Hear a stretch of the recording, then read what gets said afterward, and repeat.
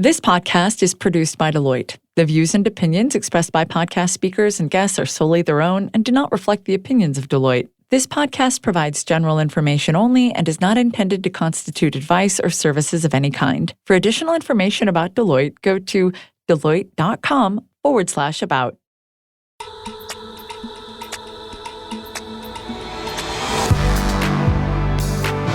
Welcome to Deloitte's Transforming While Transacting podcast series. I'm your host and Deloitte LLP principal, Rod Masood.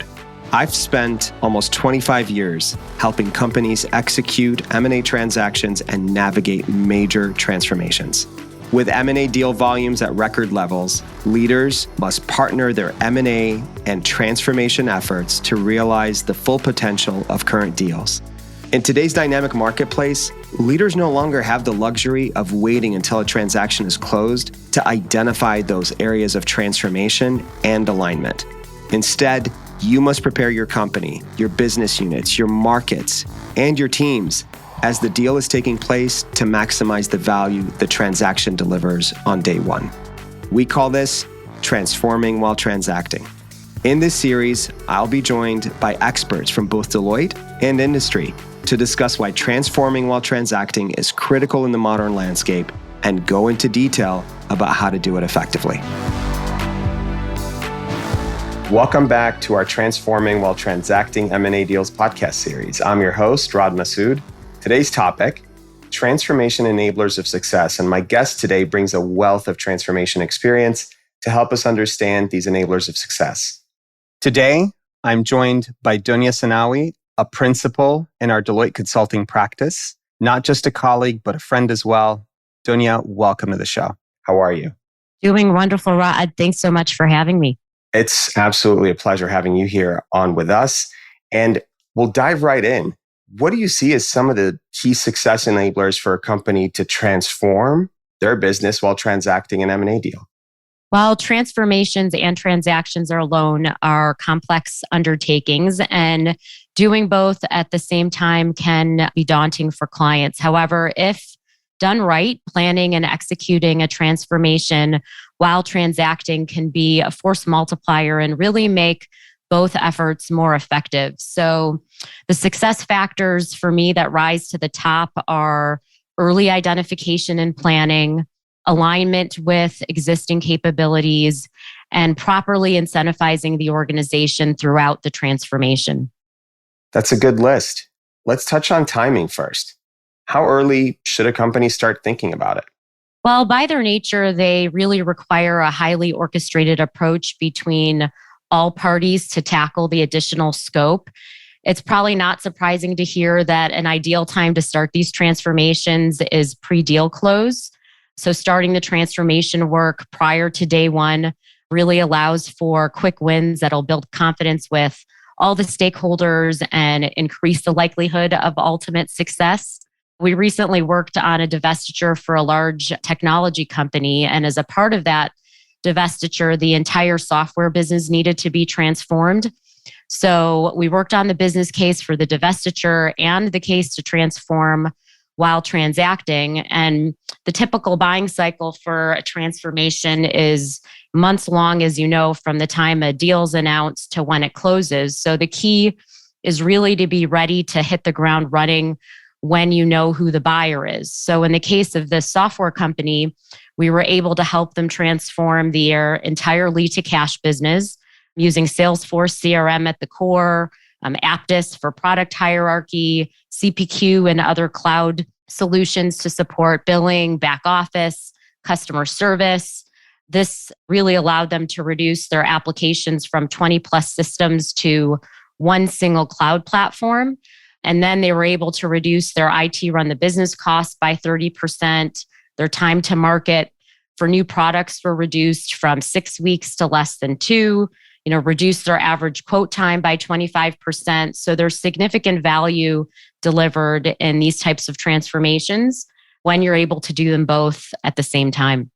What a fantastic example of value. I mean, you had me when you said quick wins, and maybe that's another place to start. Just as you kind of mentioned this really end-to-end value of thinking about it this way, but quick wins, what do you typically look for? Well, it depends on the organization's goals, but typically we see leaders prioritizing revenue and customer facing capabilities to demonstrate tangible ROI early on. That way, you can relieve the pressure on both the program and deal execution by generating tangible wins that everyone can understand the value of from the beginning. On the flip side, we recently integrated two companies that were both owned by a private equity firm, and their biggest pain point was they weren't compliant with 606 revenue recognition standards. So we sequenced the project to do core NetSuite finance work and a quick release to address the reporting requirements, and then a follow-on release to bring sales and other pieces of the organization together. What's great is you've definitely connected it end to end. And it seems as you talk about the transformation end to end, you're really bringing up capabilities. And you mentioned aligning with those capabilities. Can you talk a little bit more about that? Yeah, that's right. So a common pitfall that we see is when people assume that their best internal program managers are automatically the best fit to guide a transformation. And it's really a different skill set, especially when aligning a transformation with a large transaction. And so these types of efforts can provide substantial value for organizations, but also require careful planning and place a high premium on clear and consistent communication across the organizations involved.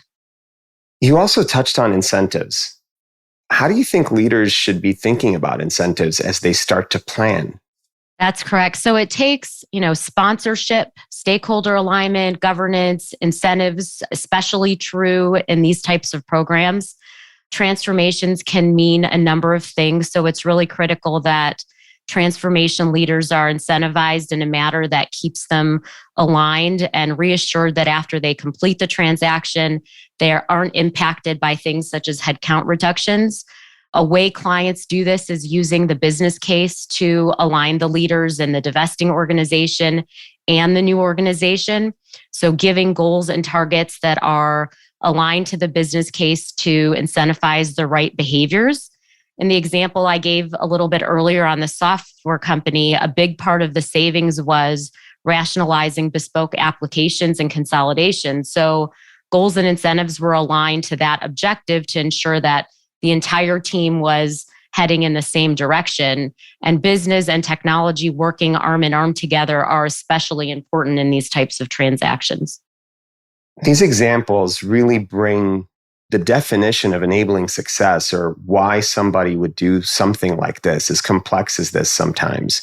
It really brings it to life. Any other examples that come to mind that you feel are really representative of the kind of value that can be delivered? I guess one more to share. Recently, after separating from its parent company, we helped a new entity stand up their entire sales, finance, and HR functions. And the company also transformed critical sales processes that, could delay deals and frustrate sales reps and customers and constrain their revenue growth. So we actually deployed Deloitte's proprietary digital mix technology stack and transitioned the company to a modern cloud-based infrastructure for all their lead to cash processes. And so they were actually able to exit TSAs 2 months ahead of schedule, poised to accelerate sales, reduce cost, grow market share, and are now their own standalone business. So lots of value can be delivered when planning effectively from the beginning. And definitely lining up to the enablers of success you mentioned. You talked about thinking about it early, align it with existing capabilities, incent the organization the right way, identify the right leaders, think about it end to end, and definitely make sure that you build momentum as you go through and look to capture the value from these transformations. Dounia, it's been a pleasure having you on. We look forward to doing it again, and I look forward to seeing you in person soon. Thanks so much, Rod. Take care. You as well.